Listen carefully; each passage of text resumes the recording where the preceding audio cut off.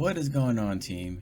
If you watched my track wheel video, you may remember me saying that the increased G-forces was tossing me all around and that I need to get racing seats or at the very least harnesses. Well, it turns out that I wasn't the only thing getting tossed around by my newfound grip. After testing my wheels, I performed my post-inspection as normal, and I found battery acid all over my engine. The battery, the timing cover, valve covers, coils, even my custom suffering got a taste of acid. So let's find the problem and solution for this unexpected mishap.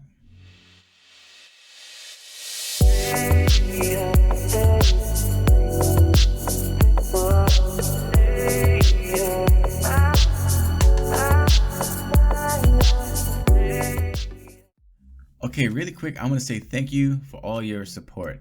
I'm getting more comments and questions and it's pretty cool. Most of my playlists are for y'all, the team, so check those out. And for more frequent posts and updates, follow me on Instagram or Facebook. As usual, there will be timestamps in the description so you can jump to whatever you want. And now let's get to it. Like I said, battery acid splashed all over my engine bay.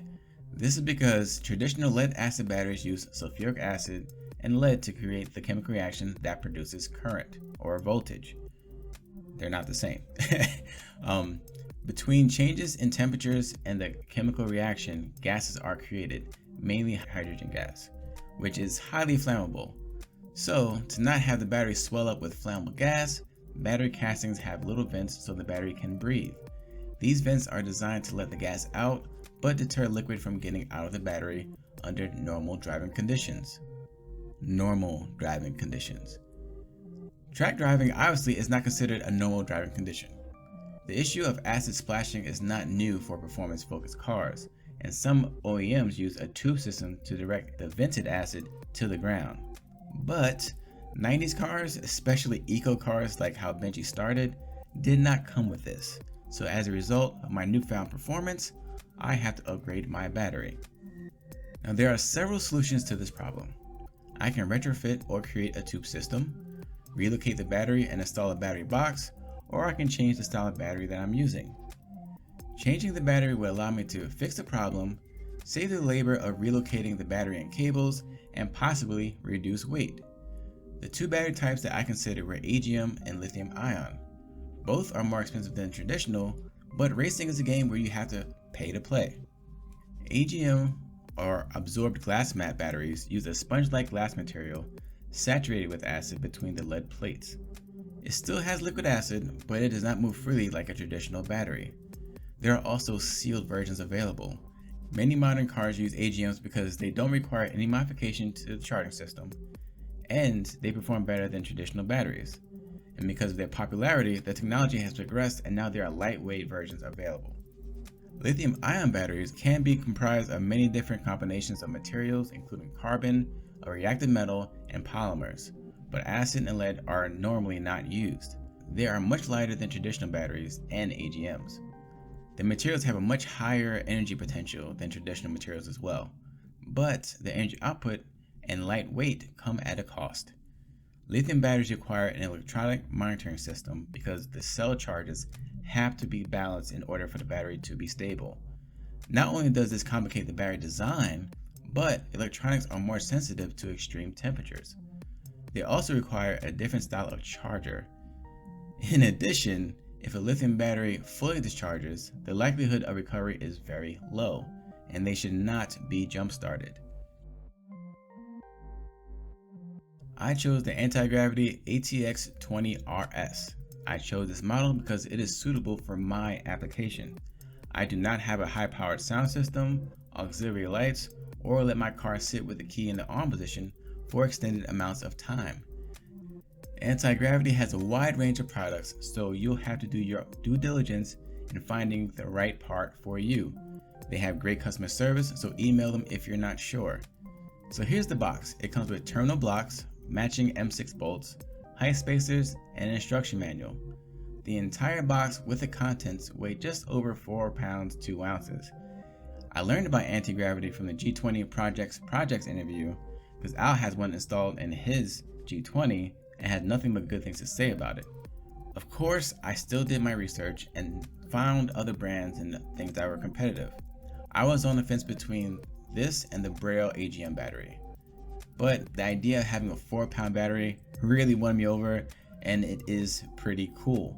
The battery also has a feature called restart. That is, if the battery is low, I can hit the restart button and it activates a reserve power and acts as a jump starter for itself. So yeah, that's awesome. So before I put the new battery in, I have to clean up all the spilled acid. Thankfully, it didn't completely burn through the vitals, but it did cause a lot of damage. My timing cover looks like damaged battle armor.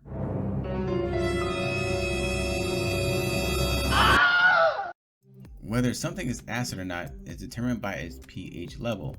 The lower the level, stronger the acid. The arch enemies of acids are bases, also determined by their pH level.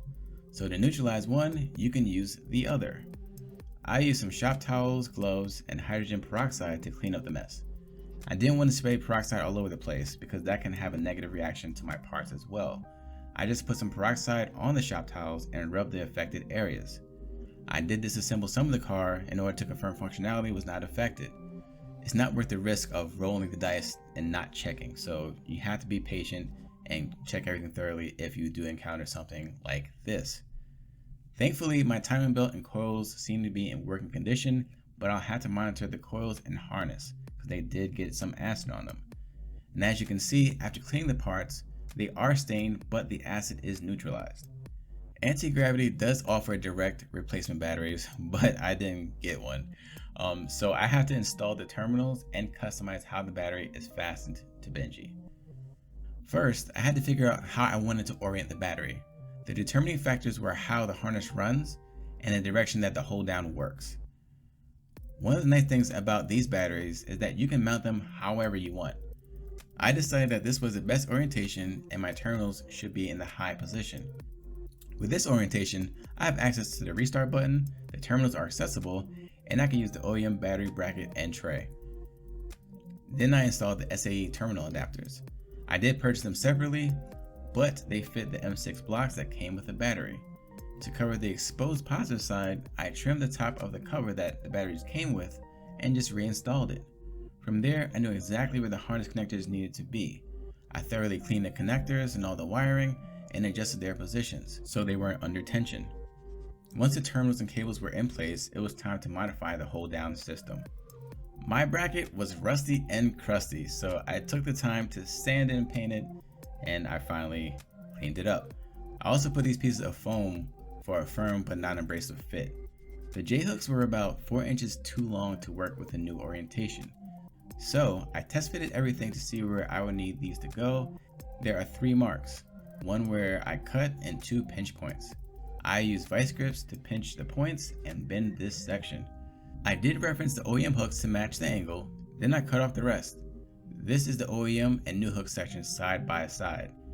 To make sure the battery would be secure, I took these spacers that came with the battery and modified them. They are designed to snap into the bottom of the battery to increase the battery height when in this orientation. But I cut the locking ends off and used countersunk self-tapping screws to fix them to the battery tray.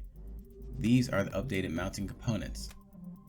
With some fresh 10mm nuts for the bracket, I installed everything and this is the finished product. The system works great and I shed a ton of weight. And I won't have acid all over my engine bay, which is the main thing.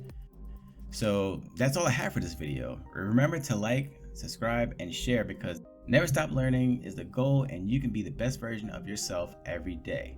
And with that being said, stay tuned and thanks for watching.